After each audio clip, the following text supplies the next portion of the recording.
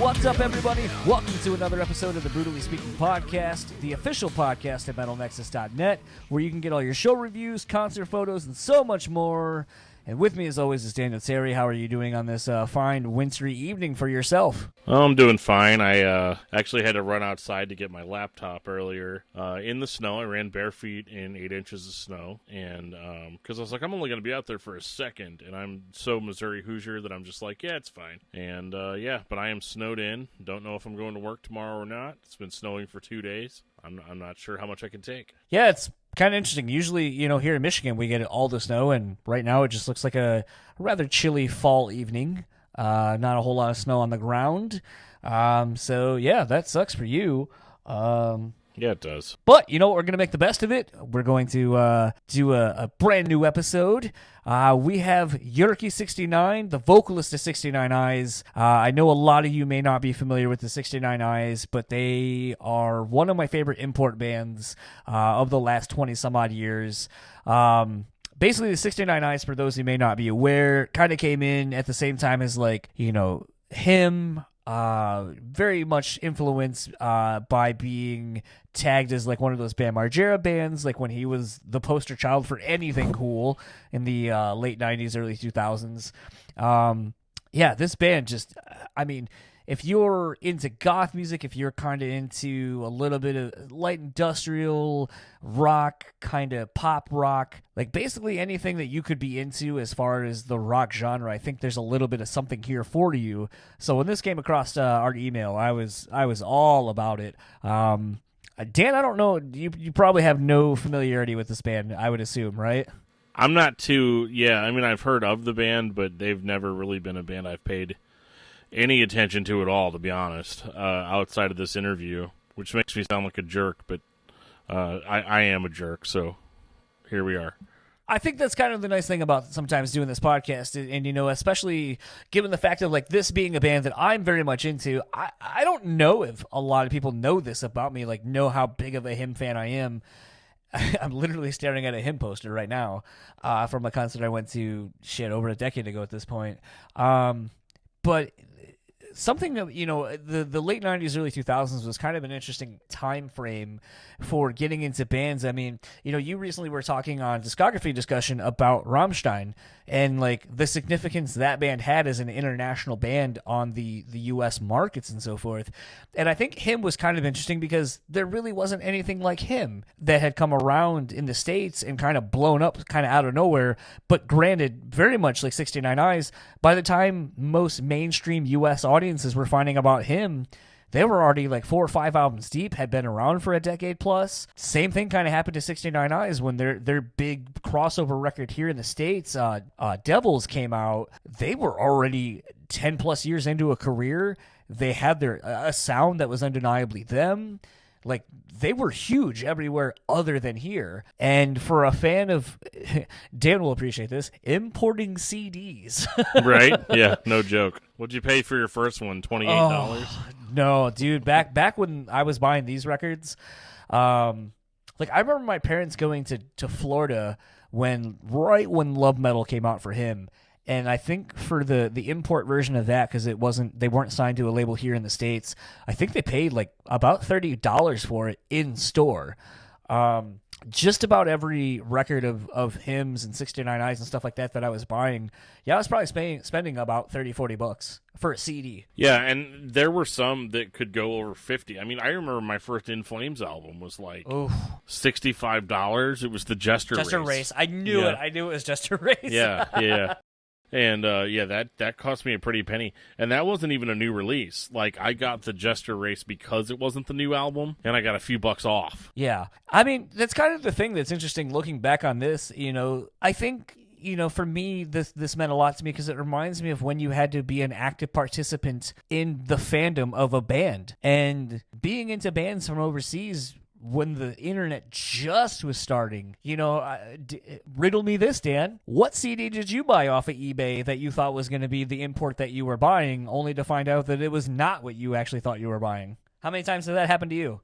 A few times. It hasn't happened to me more than twice where they sent me the wrong album. But oh my God, bootlegs. Yeah. Like there's been so many times. So like I remember I ordered Gesture Race. I was happy with that. And then I ordered, I want to say it was either Soilwork or a Dark Tranquility, because I was like really into Gothenburg metal at the time. And I got, so it was Dark Tranquility's Fiction? No, it wasn't Fiction. It was before that. It's escaping the Gallery. Okay. And I got a CDR in a slim jewel case. No artwork.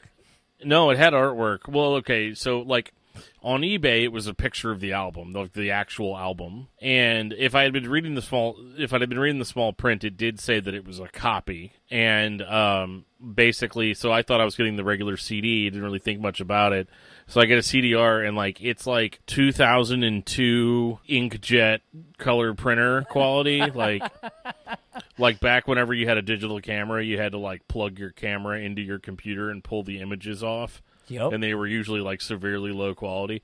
It was like one of those. It was like somebody took a thumbnail and just stretched it across it was horrific. And what's funny though, I kept it. I didn't even say anything. I didn't complain. I just I kept it and listened to it and liked it. And then I then was like, okay, well, how do I actually get this album? You know. If I wanted a pirate version, I could have just, gone on LimeWire or SoulSeek or something and gotten it. Yeah, I think you could actually still use SoulSeek. Yeah, I don't know. It was funny you say that. I actually was thinking today because I've seen a couple of memes pop up about like causing your parents' internet to crash or spiking up your internet bill because you were on LimeWire and so forth. So it's been kind of funny that's been omnipresent in my things that I'm seeing, my lexicon, I guess, of social media.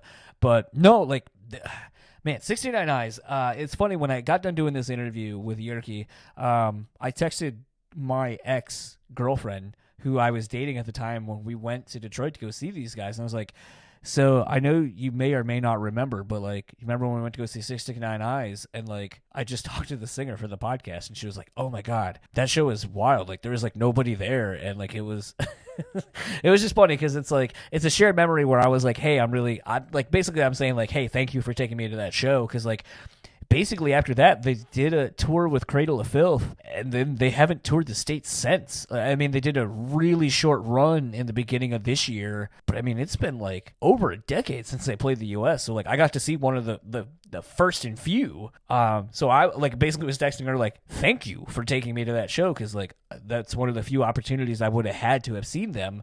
And the fact that we got to see them in front of like nobody was tight, because like, I don't know, there's something about being a fan of like international bands where it's like, it's so hit or miss. Like, I remember the first time seeing him was in a club in Detroit, and there was like, I might be wrong on the number, but it was like maybe 300 or 400 kids, but they were like diehard him fans, to the point where like the band was like, just shout something out, and like if we know it, we'll play it. And it was so fucking cool. But the next time I saw them, they're playing like one of our theaters, and it's like, Dark Light had just come out, Love Metal had kind of blown up, the whole Bam Margera angle had kind of like really catapulted them, and there were so many people that were into the band that you're just like, but are you really into the band, or are you only into them because like Bam Margera likes them? And it's really weird to say that. Like, I honestly can't think of many other foreign bands that have had that like cosign from someone here in the stateside or whatever, where they just fucking broke, and then like broke big. But like I said, 10 years after the fact. Well, that's what's interesting too about the chat, is he was talking about how,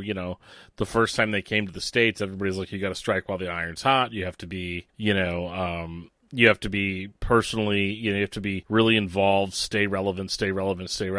But kind of like what you were saying about, back when we first got into some of these bands, you had to actively participate in the fandom. So I think in that regard, because a lot of my favorite bands I talk about are bands that are over 15, 20 years old now. And a lot of it has to do with the fact that, I may have only gotten one album by these bands at a time, and I may have had to import them or find somebody that had it that could make me a copy or something like that. And I think that in the case of the 69 Eyes, based on what they were saying what he was saying in the interview, was that, they came back, and it turned out to not be that way at all, that they were just as well received as they could have been. And I think a lot of that has to do with the fact that they were introduced to us in the States at such a time where if you were a fan, you were a fan. Like, I don't feel like people were as laissez-faire about stuff. I mean, people are always laissez-faire about bands, but I feel like just something about them being a foreign band makes them more appealing to the diehard fans that are in the U.S. because we've waited such a long time, because we know that the band's active,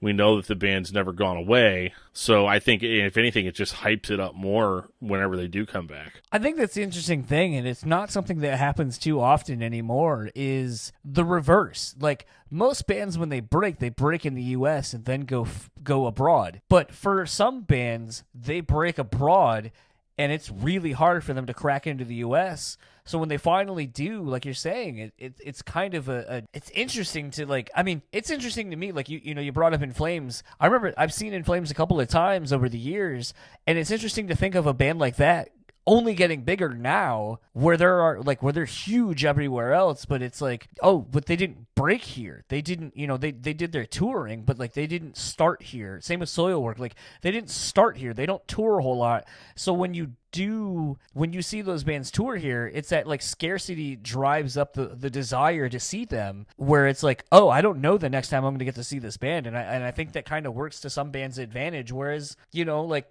it's kind of funny. Like, I'm planning on seeing Refused when they come through here next year. And I remember being like, oh, that's a band I've always wanted to see. And now I've seen them like 4 times in the last 5-6 years. So, I mean, I'm almost getting to the point where I feel a little bit spoiled, where I'm like, I might catch them on the next run. But there was definitely a point where I was like, no, I have to catch Refused every single fucking time, because there may not be another time. Yeah, absolutely. And I think it's really weird how that stuff happens, where somebody will break somewhere where they're not necessarily where you wouldn't expect. Like my old band, we did barely any sound scans, on our first week on first album, and I don't even know whether I was even like keeping track of sound scans. I mean, we were like so low on the totem pole. But, he calls me up. He's like, yeah, I mean, you guys only did 200 in the first week. And I was like, yeah, I mean, that sounds about right, And, but what was interesting is we ended up getting tons and tons and tons of orders from Singapore. And it doesn't make any sense at all, but it's like we were a big hit in Singapore. Like we definitely sold like, I don't know, like 600 or 700 albums. And then like after the record label went out of business, we started getting orders on our Facebook page. Like people would DM us and be like, hey, how do we get your album? And can you ship it to Singapore? How much, like it had become like an out of print, like rare album. And we were joking back when we were playing like really crappy clubs, in the US. We'd be like, dude, we should go over to Singapore. Like, we'd probably get there, and we're probably up on a billboard somewhere, Like, it was a really, really bizarre deal. And, obviously bands that are a little bit more organized and, for lack of a better term, better, it's cool to see them kind of capitalize on that stuff sometimes. Yeah. Speaking of capitalizing, let's stop capitalizing on your time, get into my conversation with Jyrki, and we will talk to you afterward.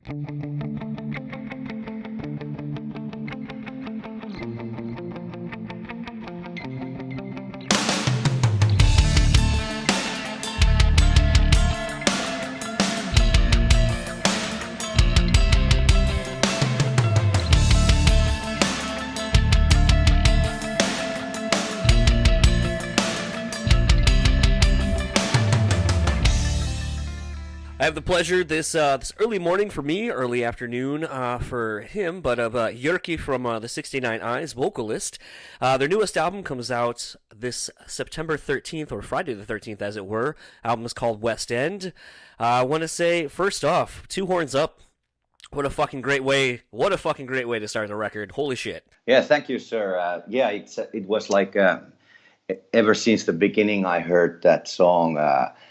Before, like I had my idea for the vocals, it sounded like an opening track for the album. And then immediately I got the idea what this song could be about. And this chorus, 2 horns up. And then the song was ready. And then I was in Hollywood at the Rainbow Bar and Grill, and I ran an old drinking buddy of mine, Dani Filth, from Cradle of Filth, and I asked him, like, what about, well, I haven't seen him for a decade, but, you know, like I knew he's going to be there. So that's where you meet old rockers, old or present day cool rockers, actually. I mean, like, it's the legendary. You go to Hollywood's Rainbow Bar and Grill, and you ran into some rocker, maybe many of them. You know, that's a place where to get your points from that. So anyway, he was there, and I like, what about, like,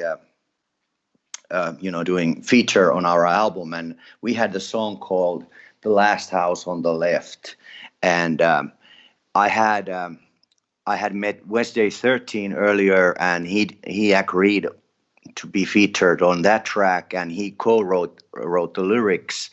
And also we needed a revenging lady, which, according to the movie The Last House on the Left, the classic movie, so it needs a revenging lady even in a song. So Calico Cooper was a fantastic choice and obvious, like, the part of the 69 family to be featured on that song. So when I ran into Dani, I asked, like, could you be interested in doing backing vocals for that song, and The Last House on the Left? And then Dani was like, well, sure, but I want my own song on the album.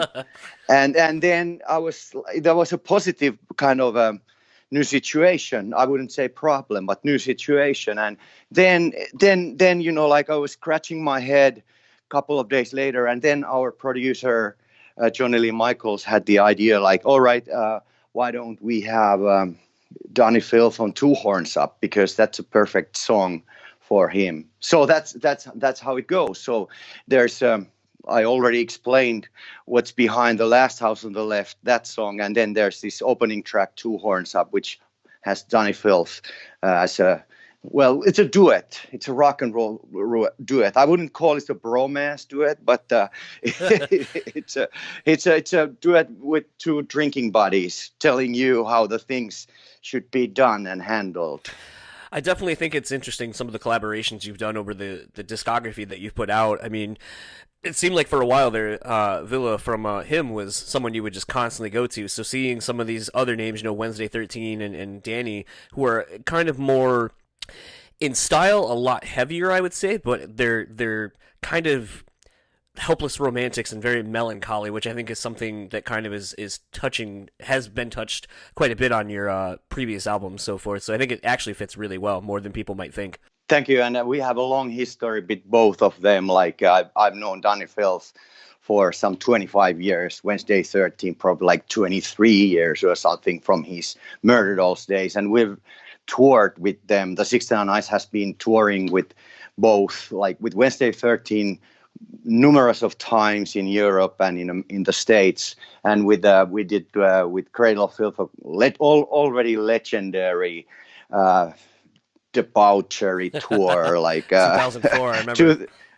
No, it was 2007 actually. Even you didn't remember. So, or 6 or 7, but not 4. So anyway, so we did like this legendary tour with them. So and it's good to have friends on the record. And when it happens naturally, that, you know, like this time, I hadn't seen Wednesday 13 for nearly 10 years, and same with Dani Filth. Though we've been in touch, but our path hasn't crossed. But both of them I met in Hollywood. So, you know, that, you know, Hollywood plays like a very important part with this record somehow, way or another, inspiring or connecting people, or you know, as a endless party place or something like that, something between. You know, actually, that was kind of something I was going to bring up in a little bit later, but I mean, you're bringing it up now. Where did the affinity for Hollywood start? I mean, we'll go with track 27 and Done, which obviously alludes to the 27 Club and so forth. But what, you know, as someone not from here in America, what was the fascination or so that, you know, has drawn you to Hollywood? Well, I mean, it starts from Marilyn Monroe or something even way before that. It's just like the American dream. And, well, it's like there is not so many really. Like if you really like write down 3 cities where you can go in this world, according at least to the folklore, and your dreams will come true. And even if you're living here, where you want to go and try to make your dreams come true. So maybe Hollywood will be there, or Los Angeles would be there, you know, like number one. I love the idea, and I would, you know, would love to be a spokesperson for it, that, hey, man, it's real. The dreams really come true there. I mean, even in this small case, you know, with these 2 songs, but it's a fascination. It's like, it's a folklore. It's a mythology, pop culture, everything. Hollywood has always been there. And like very interesting place, and everything what I've been interested in have been coming from there. And all of a sudden in the late 80s, even the coolest rock and roll, strangely, started to come from there with the you know, like classic days of Sunset Strip rock and roll. So, you know, and that's when I went there for the first time to, you know, to witness that that thing. So and it's been on and off with the 69 Eyes always. Once, like you remembered when we toured and played with Cradle Filth in the States, like in the 2000, I think it's 7. And so, you know, like those days, and after that tour, we even recorded an album in 2009 in LA, and Hollywood has been sort of like, well, Helsinki is where we come from, but Hollywood has like sort of like a, let's say, temporary home for us in many ways. But there has been like 10 years gap for it. I've been there by myself, just like partying or being creative, putting out a couple of like my solo projects and my LA-based band that I've been touring with. But the 69 Eyes haven't been there. So with this record, I really thought it's time to return. And we had a chance to return all of a sudden. A year ago, we had everything new in our lives. Like we had a new management company, the Oracle management with Des Fafara from Double Driver. Most of people remember him from Cold Chamber. So yeah, so he was there with his management, like telling first thing he wants to do with the 69 Eyes is put the 69 Eyes back on the American map. Yes. And literally he did that as we already toured there in April. And then we also have a new booking agency and you know, like then all the like music videos which for this upcoming album are done by LA-based amazing new video maker Vicente Cordero, and you know, like so you know, like this is this music and the 69 Eyes is of course based, and you are talking to me and I'm in Helsinki, Finland, but our dreams are still in Hollywood, and some of the dreams we make come true there. And it's and okay, here's what I had to say about this record. But it's kind of weird, like during this time this record has been coming out, like during this summer, all of a sudden from here and there comes other things which are sort of boosting Hollywood all of a sudden to everybody's lips. You know, like Once Upon a Time in Hollywood, Tarantino's movie, excellent movie. And even yesterday, Post Malone released his new album, Hollywood is Bleeding, which is great record, actually. I was excited to listen to it. I think it's interesting how much he's kind of focusing on putting guitars into his music, something that he always has flirted with. Yeah, and one second line on his record is Vampires Feeding. Yes. So, you know, there's a weird connection. I don't know what the hell is going on, but I'm very excited about, like, it's really like it's all happening, man, like Z-Man used to say in Beyond the Valley of the Dolls movie. But, you know, it's still, well, that's a great Hollywood movie as well. So, you know, it's just like one inspirational place. It's actually a real place. It's a tragic place, but it's still, you know, like a dream factory for some of the people, some of us, or you know, everybody. It's open for everybody. So that's interests, and of course, like it has great American mysteries and a lot of legends happening and still going on there, you know. Absolutely. You know, one of the things, and you touched on so many of my upcoming questions, so I'll kind of tackle them one by one. You know, something in listening to this record, you know, I've been a fan since around the Paris Kills era. And something that has been crazy to me when I got Paris Kills was, you know, having some of the back catalog to go through, you know, Resurrection and Motor City Resurrection, I'm sorry. And it's one of those things where your sound has been so defined almost from the beginning, and you know, you're 30 years into the career at this point, and it's been so consistent, and that's not something, you know, you typically see, especially in rock, because it seems like eventually bands chase trends, and I don't feel like you've ever done that, especially over a very interesting 30-year run where there have been so many trends in rock and heavy metal, and you guys haven't gone after any of those. You've stayed true to yourself. How hard was it to stay that focused on the vision of what 69 Eyes is and would be? And on top of that, how much do you think of that is to be contributed to the fact that you've had the same lineup that whole time? Well, I would like to, in this point, would like to give the credit to our lead guitarist, Basie, and also the other members of the band, because I'm always flying somewhere else, and I get excited about everything new, you know, like, and I've been always trying to track everything new, and you know, and somehow I feel like these other guys, they are sort of like they don't follow their time, they stuck into the past. But that's the important element with in a rock band. And I guess it's always like that. If you think of like Keith and Mick, you know, Mick's doing dance music, Keith is like sticking in the blues, you know. So I guess this kind of like a couple of guys who totally represent different, you know, sides of things. So I'm like this hyper energetic guy, excited about new things and going boldly, you know, to explore them and get, you know, like I already said, I was as soon as Spotify opened up in the morning, I was listening to the new Post Malone album yesterday. So, you know, like I'm always there where you know, something new happens. So, but these other guys, they sort of like, you know, they keep me, you know, like, you know, sort of like tie me down a little bit. So that's probably actually thanks for them that we are still sticking in the same old, because sometimes I try to probably bring something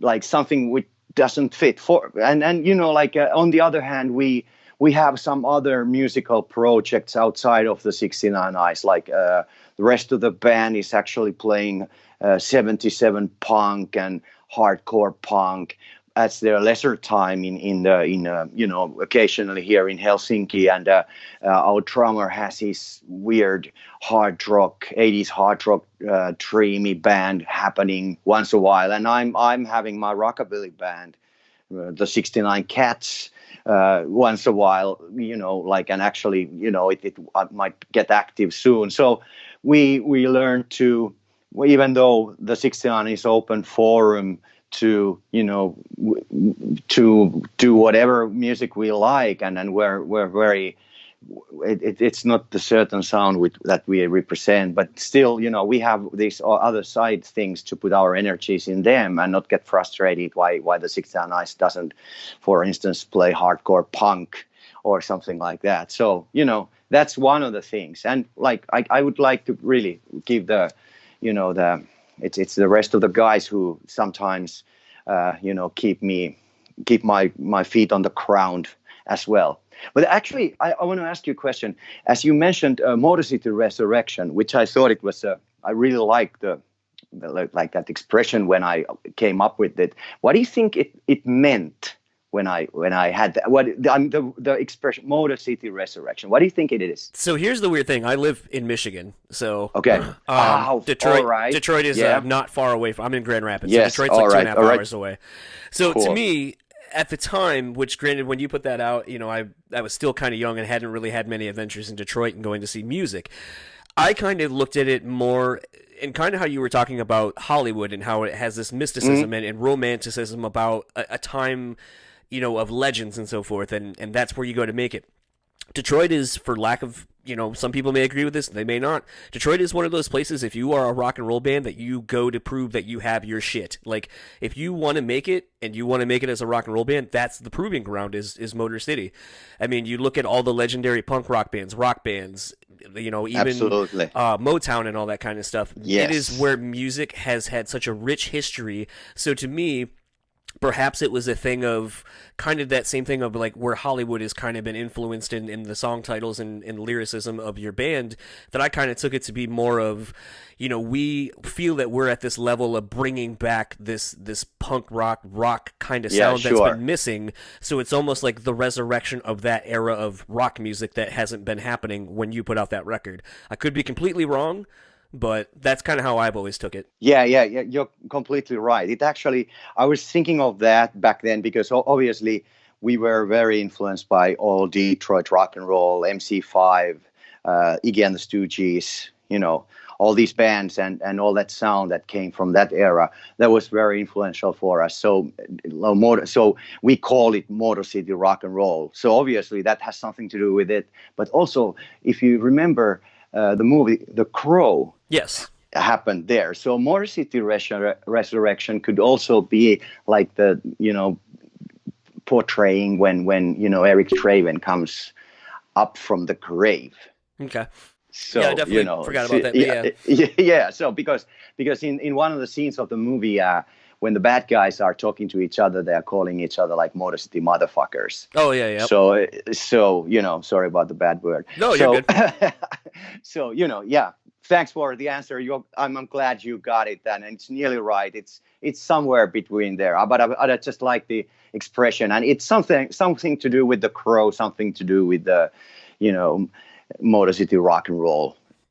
Well, I know you weren't in Detroit on this last run that you did early in April, but I think you'd be quite surprised to see the resurrection of Detroit as a city and the way that it's been growing and rebuilding back into, I think, its former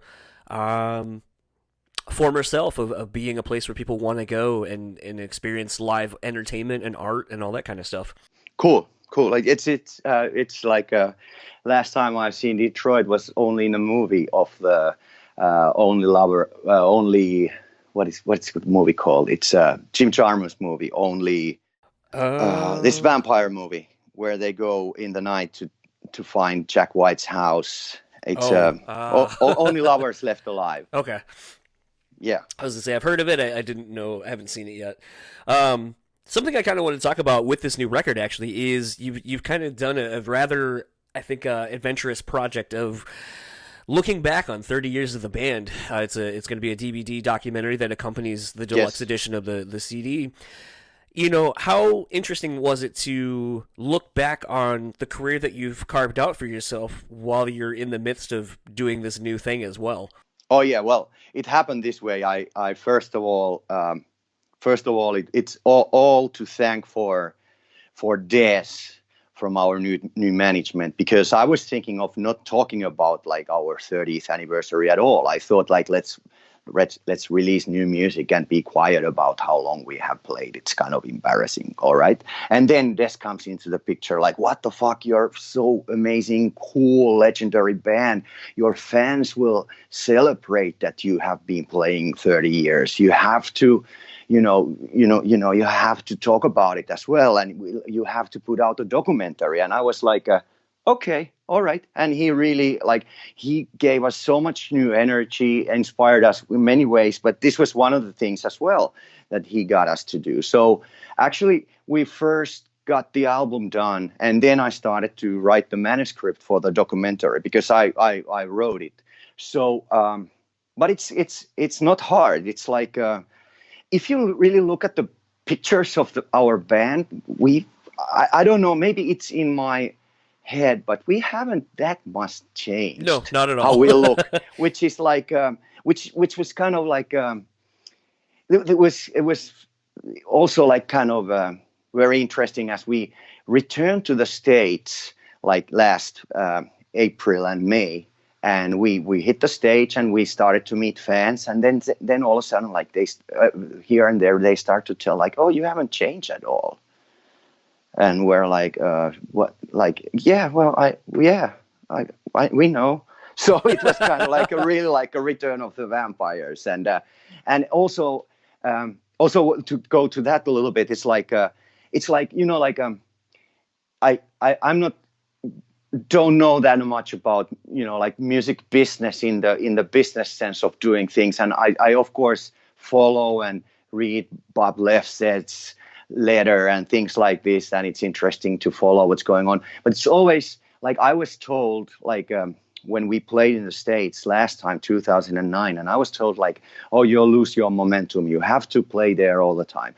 So then we just couldn't come because of like we lost the manager, and we were just, and it like you can't come by yourself, and no. The tours weren't arranged. You have to invite a vampire. So strangely, 10 years just passed, and I remember those words that you lose your momentum and it's hard to to come back. But I'm glad to tell that probably a special, well, very weird thing to happen. Like when we returned, it felt like we haven't lost anything.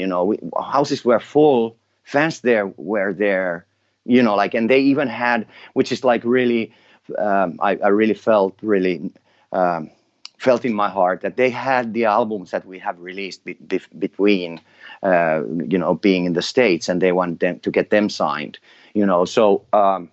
We're a kind of band that people still come with the records to get signed. Absolutely. It's not only selfies. So, we're really old school. So, yeah, so sort of I'm glad to tell that there, at least at some point, it can really happen that you don't really lose the momentum if you're, well, let's say, I can say cool enough, to deliver after a decade. In that sense, and you have to remember that our band has been active. We didn't disappear from the planet, and especially social media. People can be following us and flying over to the shows and so on. So that was cool. Well, going back to this archives thing, and I jumped from the fact that people tell like, hey, you haven't changed at all. So sort of like it was really easy because it for me everything's clear. And in kind of top of my head, and it doesn't feel that long time. But it was interesting when I start to think of like what has it's like the definition is pretty much like the 69 Eyes hasn't changed at all. Well, pretty much from 1989. But the world has changed. Absolutely. If I start to think of like artist albums, fashions, world, we started, there was still, there was still like when we started, there was still like a Soviet Union and East Germany, like 89. So the whole world has really changed, from those days where we are right now. And the music scene has changed and so on. So that is weird, but as in a lifetime of the 69 Eyes, pretty much nothing happened. We have released 12 albums, and like in the beginning, I just noticed from the picture in the beginning, our rhythm guitarist was standing. If you're in the audience, he was standing on the left side alone. And our lead guitarist and bass player, then drums and lead guitarist and bass player. Now we have like a rhythm guitarist and bass player on the left side, and on the right side is a lead guitarist alone. So that's what have changed since the beginning of how we are on the stage. So that's probably the most radical thing that has happened. Something like I said, I've kind of been a fan for not as long as some, but probably longer than some others. But something that was kind of interesting to me, and kind of thinking about my experience going to see you guys on that, what I believe was the first show in Detroit you had ever played, with Program the Dead and Damone. Yes. Was remembering how many fans were wearing like CKY and Bam Margera like skateboarding shirts. And just the tie-in with Bam, with him, obviously directing music videos of yours and kind of being a good spokesperson or ambassador for your music, putting it, I believe, on either his CKY movies or on the show. Both. Okay. And we were even when he had MTV Cribs, if somebody remembers that show. Oh yeah, you guys were there. yeah, there were visiting BAMs like a Castle BAM, and then they go to the pirate bar that he had on the downstairs, and all of a sudden the 69 Eyes is sitting there like, hello, like as a regular furniture, like, oh, we actually have a Helsinki vampires here also, so it was like it was those days, like that was like before social media. Yes. It was still like MTV. It was different MTV than by the time of like when like Headbangers Ball and Ricky Rackman was ruling MTV sort of, but it was still MTV. Yeah. And that was those like Jackass and Viva La Bam, and we were lucky enough to be on that show, and that was obviously had a big impact on how people discovered us. And the same thing as we did this tour right now, like it's actually the same people. And I wouldn't like to know, but there's algorithms these days who tell you a lot of things. So, like looking out from the statistics of, for instance, Spotify, I know that there's the people who listen to the 69 Eyes, they are not passive listeners, because we are not on the playlists. So unfortunately, but somehow probably fortunately as well.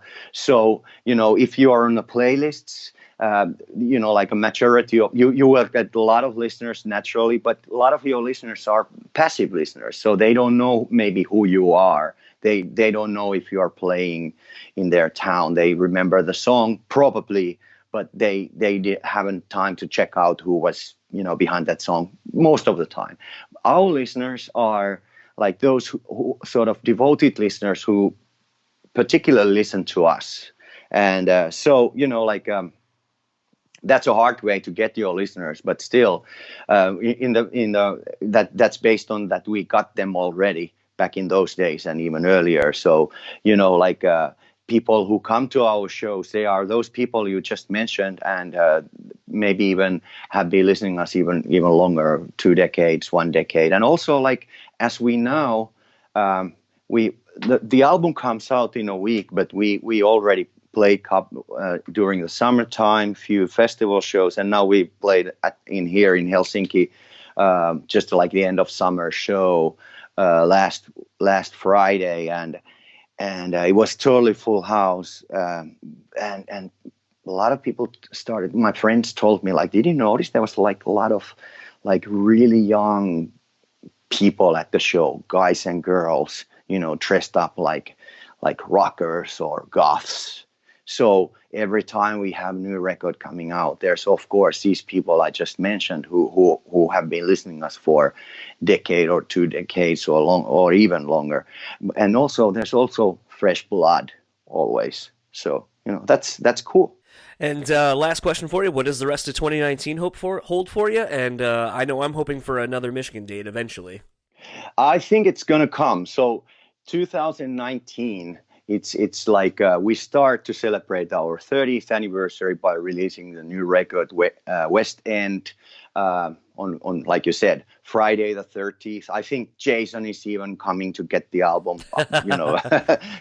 I'm waiting for that, and then we're going to tour here in our Finland, and then in Europe.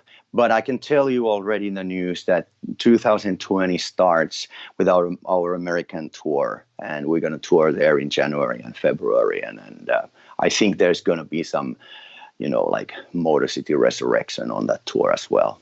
Awesome. Well, thank you very much for taking the time to talk to me. No time. Yep. And any old time. Well, maybe we'll do it again if you end up in Detroit in the early new year, and we'll do it again. Hey, remember what was that venue, actually? Because that was, like, fantastic. I believe you played St. Andrews Hall.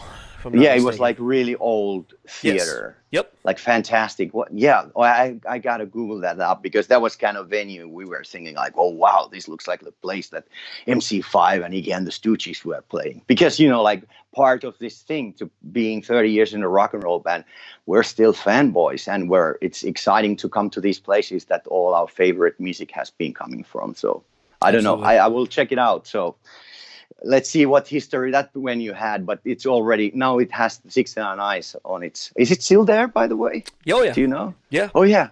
It has great acoustics because it was sold building. So Yeah. that was fantastic. Can't wait to come back to Detroit, man. Yeah. Well, hopefully Cool. safe travels and enjoy the rest of your year, and hopefully Yeah. we'll chat again. Yeah, happy Halloween. You as well. So that was my conversation with Jyrki of the 69 Eyes. I hope people who listen to this take away sometimes how fucking stoked we are to talk to people, even if they're people in bands that maybe you don't know, because we're just fans. Like, I think when you talk to Scott from Zao, like, obviously you're a fan of Zao. John Marino from Circle Back, like, you've been championing that band since that record came out. Check it out. They just got the cassettes in. I just saw those. I saw Nathan and everyone pumping them up. But Yep. It's one of those things for me where, like, this is an interview or a conversation, whatever, where I don't know that people love this band as much as I do, but I don't fucking care. Like, the 69 Eyes is a great fucking band if you like a hybrid of different stuff. Like, I'm into goth kind of music, so, like, to me, like, I'm super stoked on this. Like, you know, it's like, do you like Billy Idol? Do you like The Cure? Do you like the Ramones? Do you like just fun rock music? Then the 69 Eyes has got something for you. And their newest record, which, I mean, we haven't really talked about it, but, like, the newest record, holy shit, it is stupidly fucking good. And, I mean, it's not, I mean, as a longtime 69 Eyes fan, as you heard me say in the interview, like, I've been a fan since, like, Paris Kills, and the band just is always consistent. Like, you know, I know it's a tired and true thing we talk about on this show because of you being on discography discussion, but I honestly think if you were to go through and do a discography discussion on 69 Eyes, you'd be like, yep, it's solid, it's good, I loved every minute of it. Are some songs kind of sure, there's a couple like that aren't as good as others, but like, tired and true, they are fucking solid all across the board from start to now. And I just can't say enough good things about this band. And seeing them live, like, this is a weird thing to say, but I especially like Jyrki and like their drummer, Heartsick or whatever, and just everyone in the band kind of has like the vibe like of being rock stars. And I don't feel like we have that anymore. I don't feel like we have rock stars anymore. The rock stars we have are the rock stars from 30 fucking years ago. It's still Keith Richards. It's still Slash. It's still Axl. It's still Duff. It's still all these fucking people. We still talk about Dime and the legend of, you know, Dime and Vinnie Paul and Pantera being rock stars and shit like that. That's what the 69 Eyes are. They encapsulate so much about rock and roll history that I just don't see how, if you're a fan of this genre at all, how you can't like this band. Yeah, I checked out a couple of the tracks, and I'm not really into the whole goth rock thing, but I totally understand the appeal, and I totally understand why Cradle of Filth fans, especially, Yeah. like really, really jumped onto it, because it's kind of right up their alley. It may, you know, yeah, it's not black metal, it's not, you know, it's not super extreme or whatever, but I don't. First of all, anybody that's listening to Cradle of Filth because they're black metal, stopped listening to Cradle of Filth like 20 years ago. But, you know, they are a goth metal band, so it's not hard to sell a goth rock band to goth metal fans, you know. There aren't that many goth metal fans out there that I know that are like, yeah, man, it's all about the brutality for me. Yeah, and you know, I think the other thing too about Jyrki is like he's got like this kind of Danzig, kind of Elvis-y voice, and I mean, how can you just, I don't know, how can you just not be in love with the whole thing? Like, it's fun. It's just fun, which is what rock and roll is all about. And the thing that was kind of funny to me is once I feel like he realized I lived here in Michigan and close to Detroit, he got really enamored with just Detroit and the history of Detroit rock and what Detroit means to the music world as a whole, Sure. between Motown and rock and roll and punk rock and everything. And I really loved him talking about how he loved playing here in Michigan at some of these legendary venues. And to me, I think with their fascination with LA and Hollywood and all that kind of stuff, I just think it's fucking really cool to kind of be very open about your influences and be like, yo, Hollywood's dope because like the 27 Club and like people like Marilyn Monroe and like why people want to be famous and shit like that. And it's like, that's the side of shit like I just feel like people don't talk about anymore, because they're like, well, it's just not cool to be like, yo, I was inspired by like being famous and being in a fucking rock and roll band, touring the States and going to like dirty punk rock bars in Detroit or like New York or whatever, where like the New York Dolls and the MC5 and shit like that played. And to me, like, it's funny to me that a foreign band kind of really encompasses so much of our U.S. culture around rock and roll. It's kind of weird and funny to me that that's how that is. Yeah, absolutely. It's he's enamored with Detroit because he grew up hearing about how great it was for rock and roll. You know what I mean? And to a certain extent, I think. Well, I wouldn't say it. I don't know. For that era of rock, I don't want to say it was the Hollywood of rock and roll, but it was definitely an epicenter, so to speak. So I totally understand his like, oh, Detroit, huh? Yeah. I think that's kind of a weird thing, and leading up to knowing that you and I were going to do this episode specifically, I know I have talked before about how Michigan has really had its stamp and just kind of its grasp on rock and roll and metal and so forth, and just music in general for shit, like 50 plus years. Like we were the epicenter of Motown. We, had the MC5, we had, Iggy Pop, we had, Kiss, basically, even though they're not from here. When everyone thinks of fucking hard rock or rock music, Detroit Rock City. Like, it's a thing that we've kind of earned. And then you have bands like Battlecross, Greta Van Fleet as more of recently. There's such a lineage of artists and so forth that have come through here that I sometimes kind of forget that we kind of have become a benchmark area for, like when you're in a band, you want to play Detroit, you want to play these famous venues where people of all eras have played. I mean, Machine Gun Kelly came through and played, I think, St. Andrews Hall, which is where they filmed 8 Mile, and then was outside of the venue doing Lose Yourself with fans, like with a dude on a guitar, because like that movie and Eminem meant so much to him that like he had to like pay homage to the area. And it's like, I think because it's only like 2 hours away from me, I just don't think about it like that. But when I talk to other people and they express how much the area and what the legacy of the area means to them, I'm like, fuck, maybe I should kind of be more into celebrating the rich history that I have so close to me. Yeah, definitely. It's definitely not my scene, but I'm from St. Louis where we have no scene. Hey man, you got what was it, what is that band? Exactly. I'm thinking, hold on. Story of the Year. Yeah, I mean, sure. Live from the Lou DVD. Yeah, those poor guys. Like, I mean, a buddy of mine. Those poor guys. A buddy of mine ran into a member of Story of the Year at the Apple Store, like who was just working there. So, like, sure. With that same reaction, I'm going to actually talk about what I'm drinking right now as we're kind of wrapping up. So I bought a couple beers in preparation for some of the chats we have. And I bought this Odd Side Ales. They're a pretty solid brewery. A lot of the stuff, they're very adventurous in their craft beer making. And so I bought this one. It's called Lost Shaker of Salt Strawberry. It is an imperial blonde ale aged in tequila barrels with strawberries, lime, and salt added. Sounds disgusting. I read that and I was like, man, that sounds amazing. And then I took a sip when we were recording the intro toward the end, and while Dan was talking, and I gotta be honest, this is not good. It is not a good beer. I have a whole can to drink, which I will because I just don't throw things away that I paid decent money for. This just is not a good beer. I don't know if it's that it's an ale. Maybe it would have been better if it was something a different. I guess that's the thing. I don't really recall imperial ales very often. Yeah. So I don't know if that's where they first went wrong, is doing an imperial ale. The tequila barrels, I think that's solid. I think the lime and the salt, I think that works. Like, not with this beer. I think it's a little bit too much. Like, you get the sweet lime flavor and then the really bitter, salty flavor at the end. The strawberry just kind of comes in right in the middle, and you're just like, dude, what the fuck? I'm drinking like a tequila, strawberry, lime, salt, and it's too much going on all at once, and it just does not work.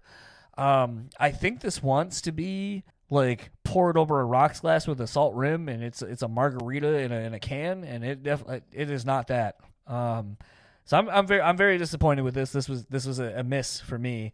But maybe you can redeem it with whatever you're drinking. Well, I'm just drinking water right now. I'm can't go anywhere. Can't get to any gas stations. You know what? I'm actually going to. God, that beer is so terrible. I'm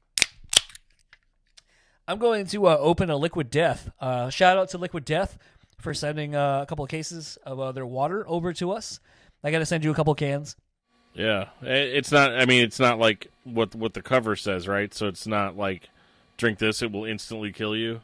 No. Okay, because there are certain days I feel that way, but you know. No, it's pretty solid. It is kind of interesting to literally crack open, as you heard me crack open the can. Crack open a can of water. It's interesting. Mountain water isn't necessarily my thing either. But this is oddly refreshing. It doesn't really have that canny, tinny taste to it like I thought it kind of would, because sometimes when you get canned beer, you get a little bit of that can flavor going on. Yeah. But I mean, it is kind of funny, you know, basically a tall boy, a 16.9 ounce can of water, and it's called Liquid Death. Of course. So, I mean, shout out to them. They said it, like I said, sent us some stuff. Very much hoping that we can bring them on as a podcast sponsor here very soon. Still trying to figure that out. But, you know, they sent us some water. It's definitely interesting. If you want to go over to their website, you can go over to liquiddeath.com, and you can buy a case. I think it's only like maybe $15-20 for a 12-pack of the water. Or you can sell your soul with the first purchase for a free 12-pack and then buy it back for $1. So if you're so Perfect. hard up for a case of water, you can sell your soul and do that. I thankfully didn't have to do that for some water, but I definitely think this is a brand that if you go to liquiddeath.com, go check out their advertisement, their commercial. This is a company that we should be doing stuff with because they are all about, you know, just having a good time. It's a craft water, I'll call it at this point. You know, they're all about, you know, the whole thing of murdering your thirst, and it looks like an Adult Swim cartoon where the logo is just killing, or the mascot is killing people as they're drinking this shit. So it's one of those, like, I was really stoked to at least not have them tell us to fuck off when we were like, hey, like, do you want to come on as a sponsor? So go check it out, liquiddeath.com. They, you know, didn't pay for this advertisement, but I definitely think you guys should check it out. It's solid, at least for the novelty of it all. You know, whatever. It's better than the Southside beer. Right. And since we're plugging things, let's go ahead and wrap up this episode. If you would like to keep up with the 69 Eyes, you can follow them on Facebook at the 69 Eyes. Instagram is at the 69 Eyes Official, and Twitter is at 69 Eyes Official. If you would like to keep up with Jyrki, it's just basically Jyrki69 on Instagram. I believe the Twitter is the same thing. I had a problem with Twitter a minute ago, so I believe it's just his name, though. But thanks so much to him for taking the time talking to us. If you'd like to keep up with Metal Nexus, you can find them at metalnexus.net, Facebook at Metal Nexus, Instagram at metal.nexus, and Twitter at metal_nexus. And Dan will tell you where he can be found. Well, I can be found all over the internet. I do this spiel all the time, so let me start from the top. I can be found on Facebook under Daniel Terry. My other podcast can be found under facebook.com/discography discussion.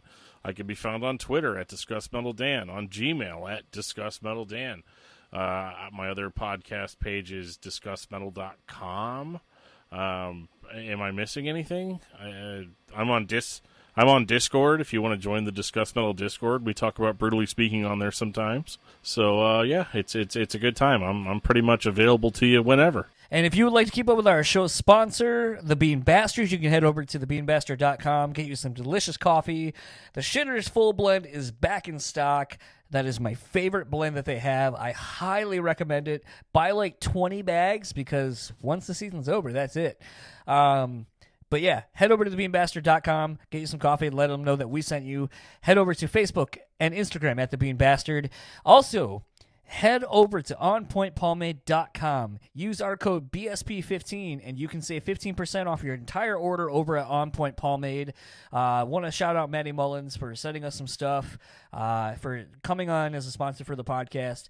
We actually are in the midst of doing a giveaway over on our Instagram page. All you have to do is like our page, like On Point Pomade's page, then comment on the photo of the things we're giving away, the medium pomade and the matte pomade and the beard oil, and just comment done when you've done those two things, following each of our pages. And as of next Monday, so basically a day after you hear this, we will pick 3 random winners to give away each one of the products we have that Maddie and On Point gave us to do with what we chose to do.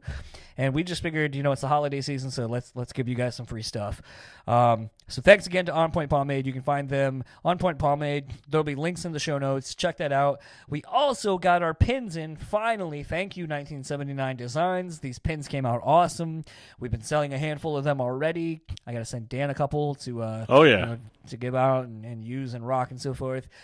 Basically, $15 if you live here in the U.S. We will send them anywhere in the U.S. If you live in Canada or, anywhere kind of international, we can figure something out. Hit us up. Send us an email at BREWtallyspeaking@gmail.com. Hit us up on Facebook, Instagram, whatever, at BrewSpeakPod. We will figure out a way to get these to you at a reasonable cost. But we have pins. They're fucking tight. Thank you again to Jason Wood over at 1979 Designs.